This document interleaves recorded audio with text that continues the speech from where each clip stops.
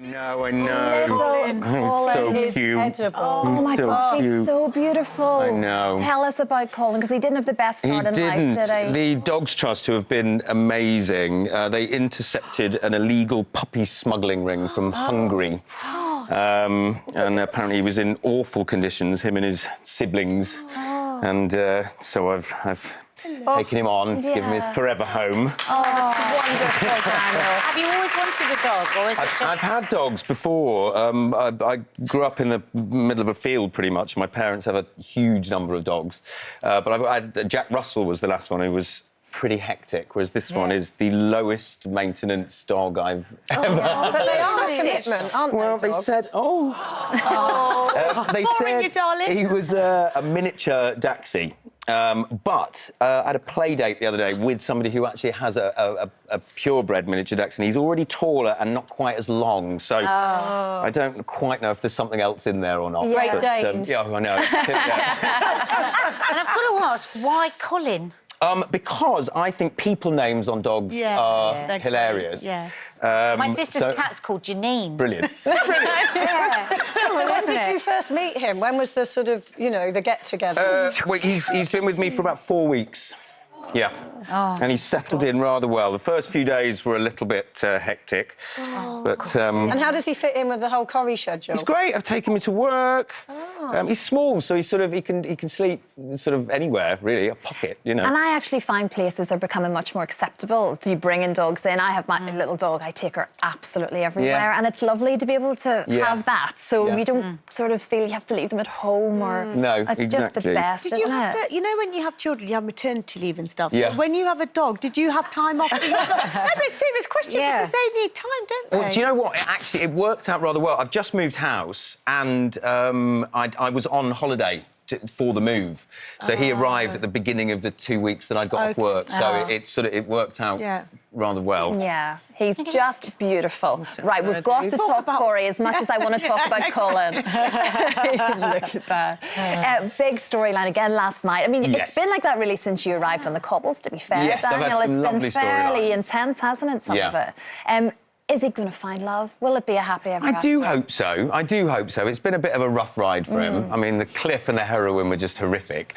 So I do hope so. I mean, there's some lovely stuff coming up over the next few weeks between Paul and Billy. And I sort of know what's coming up over the next few months. And, it's going to be really nice and fun and, So, I hopefully... I mean, it's a soap, isn't it? There's got to be conflict somewhere. But I do hope that he's found happiness, at least for a little while. I was quite shocked to read that, especially in this day and age, that you still get quite a bit of homophobic comments. Yeah, especially on social media. It's unbelievable. I mean, I do highlight it, not all of it, actually, but I think it's kind of important to let people know that it's still going on. I mean, obviously, I think the UK at large is a very accepting country. We're very lucky here.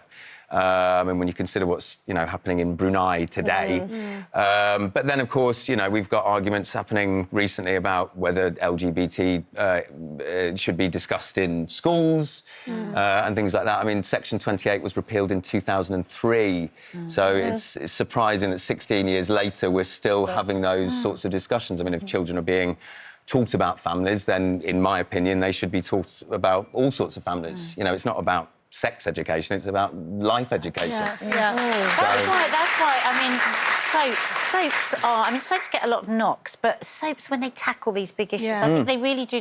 I mean, it's such a powerful tool, really, into people's homes, isn't it? Incredibly powerful. So do you feel like the weight of responsibility, almost? Well, there is a responsibility. I mean, I'm a gay man myself anyway, so I feel that there is a responsibility. I'm in the public eye, so therefore my voice probably reaches further than others, and I do feel that there is a level of responsibility there to highlight that these things are still going on.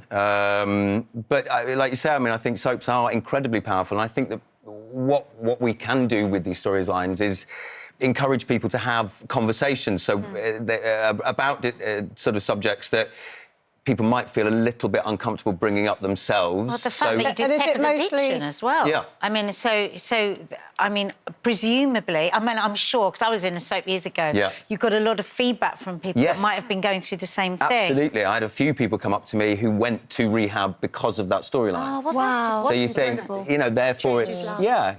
it is, obviously it's about entertainment, but it is about education. And if we can get a message across to people as well, And I'm then hoping all that the better. homophobic comments are mostly online. People, these idiots that hide behind Keyboard anonymity. warriors. You don't get it face to face. No, very rarely No. in face to face. Mostly it is online.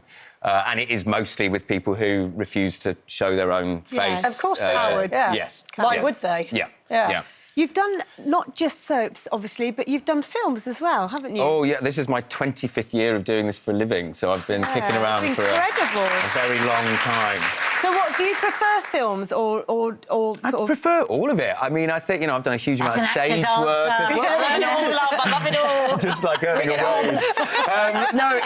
I think to be creatively challenged, that's the thing you want out of any job, really.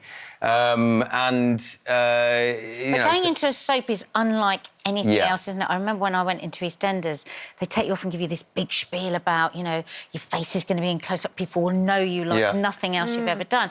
And I kind of nodded, but then it was really a shock on how much people, and it's a good thing and a bad thing, it's two-sided, Yes. that have this almost ownership of you because they're so invested in Well, they your feel like they character. know you, that's the thing. Yeah. I mean, the amount of people that say to me, oh, you're not really Northern. I said, well, I'm not really a vicar either. I don't really know what That's what I mean. Yes. And I think that's even unlike movies. I think that soaps, you just connect with an audience in a completely different way. Totally, because I think with films, in my experience, people have got to leave their houses, drive to a cinema, pay for a ticket, watch it in unfamiliar surroundings, whereas with soaps, you're in their houses. Yeah. Exactly. So it's much more intimate. direct. Yeah. And they share you with their family. And It does. It sparks discussions, basically, doesn't it? At home, and that's kind of what it's all about. Absolutely, yeah. And we've all grown up with Coronation Street, for goodness Yes. sake. We all Yeah. know the cobbles, don't we? The theme tune was my bedtime when I was a kid. Yeah, yes, absolutely. Look, it's so great to see you. Thank you very much, Thank Daniel. you very And much of for course, having us we both really on. do hope that Billy works out and is happy. He deserves it. Thank you. We have to see happiness. And Colin, you are the best behaved little doggy I've ever seen on the telly. You're beautiful.